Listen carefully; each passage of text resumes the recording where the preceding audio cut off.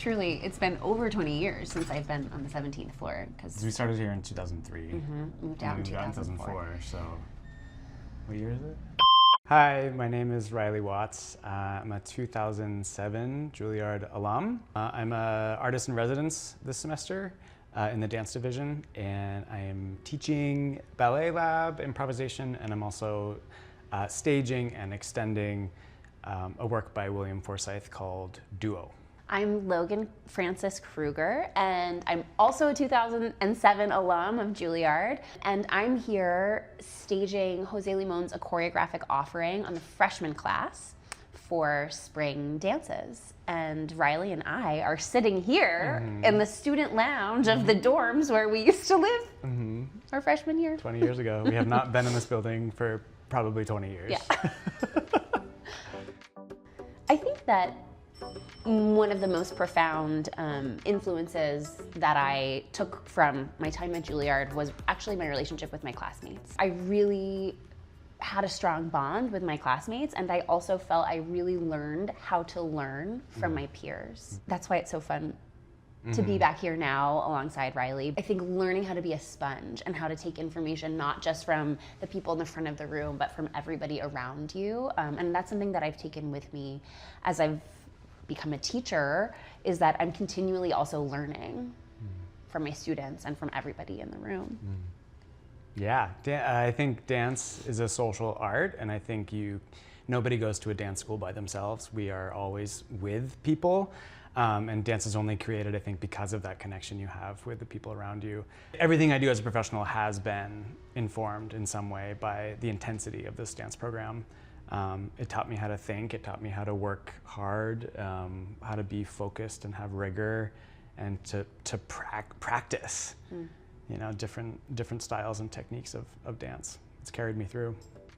Although the styles we work in are very different, I think one thing that is probably similar or that I see in you and recognize in myself, is just kind of a depth. Yeah, depth. That it's not just about the surface of the movement or aesthetically achieving some design, although that is of course a part of what we do, but watching you work and watching you dance, I have really felt that you have gone deep into the ideas and the principles behind what make dance. Yeah. And I think that is true for both of us. Yeah, I think I've been reminded of that word depth actually when I'm watching our students now work, also in class as well as rehearsal, is the amount of time you spend working on dance, on the practice of dancing and learning it and thinking about it and attending to your body and finding the details of what make ballet ballet or modern dance.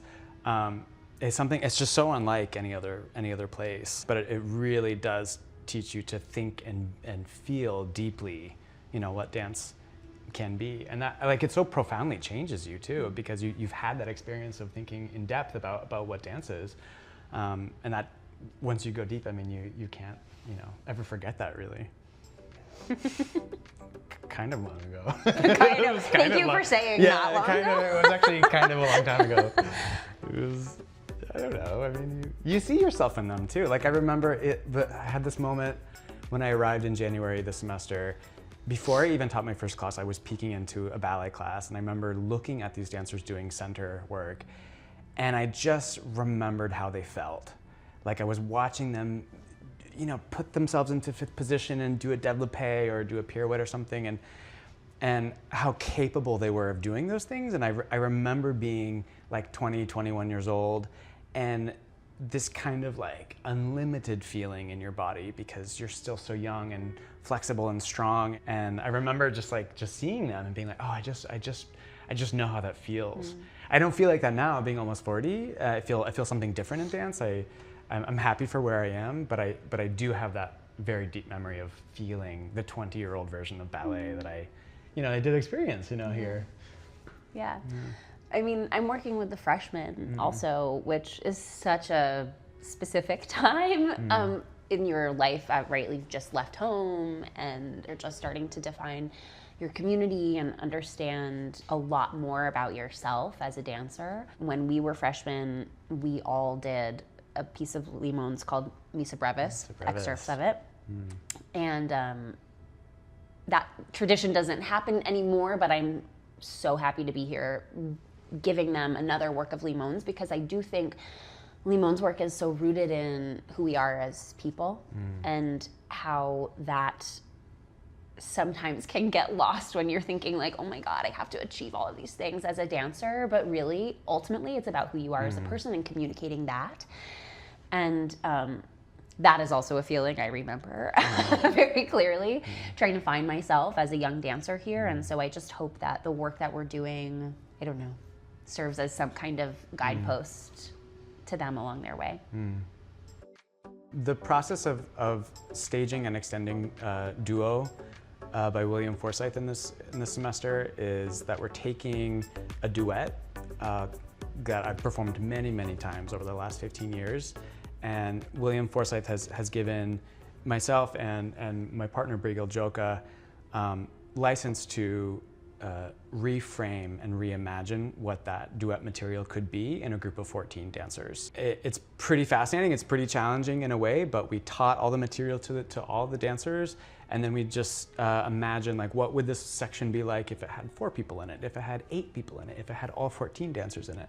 And then we almost rearrange the choreography of William Forsythe for this show. We're always keeping in mind sort of like the lessons, the compositional lessons that we feel Forsythe has taught us in dancing with him for 15 years, and that we're very much a part of the lineage of his way of choreographic thinking in a way. I have to say this is a really wonderful moment for me to stage the work of Forsythe, because it's a full 20-year circle. For me, it was in March of 2005 that I danced my first work of William Forsythe for the spring dances here. It was called Lim's Theorem 3. And, you know, William Forsythe still is my favorite choreographer, but certainly at that time, that's what I was aspiring to do with my career. And then I had the extreme good luck of being here at the school to do a work of his, and then he came to rehearse us. And that's how I really, you know, started to find my path. I'm coming back exactly 20 years later for the same dance program to stage a work of William Forsythe's. So I feel very, very complete in that full circle moment in my life. I love that. Yeah, it's beautiful. It's so cool. Yeah. I have staged Limón works for various organizations and schools, but every time I am struck with the number one, what I think is just the genius of Limón and his choreography, especially his group pieces, and number two, just the honor that is that I get to do this work.